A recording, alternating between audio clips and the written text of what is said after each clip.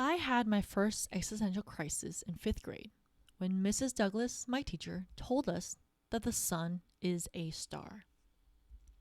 In the previous days, when we were learning about stars, we were taught that they explode. So hearing that the star is a sun fucked me up.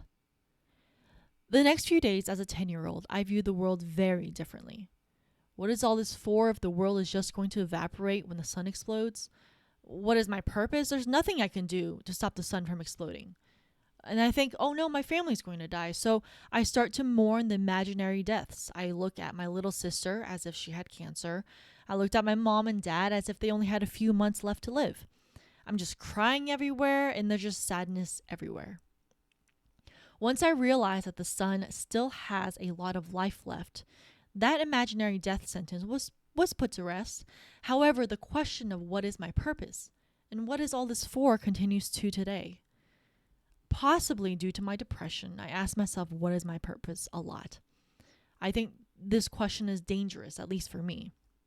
It makes me feel like I'm supposed to contribute to something big to society in order for me to feel like a valuable individual, hoping that my life isn't for nothing. I remember the historical people that have existed who we often praise, like Shakespeare, Lincoln, Caesar, Margaret Thatcher, and so many more. And there's no way I can achieve any of that. Those are extreme circumstances. Those people are the top 1% of billions of people who have come and gone, and I'm just a normal human being. I'm a normal human being. I'm not extraordinary. I'm just ordinary. As a child who was constantly praised for being smart, for being talented, this hit me like a truck. This thought of just being just ordinary. Having gotten into an Ivy League school, I never felt more ordinary until I heard the brains on that campus. And we can talk about imposter syndrome at a different time. But typically, when I'm in this state, I get very depressed. It's hard to do anything when you don't know what your purpose is. I go through the motions enough to have things not fail because I know future Alice will be very upset.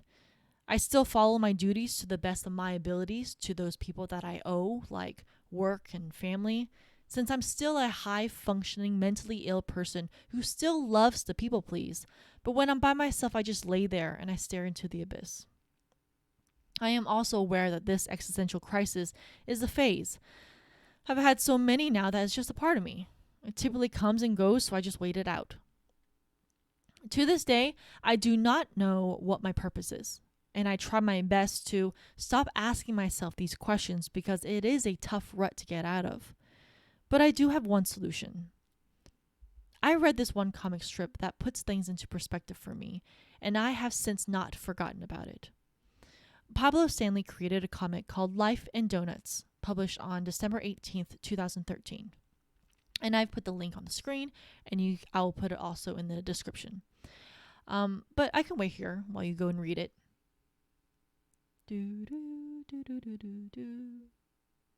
Okay. At the end, Stanley writes, "To the universe, we're no more important than a rock.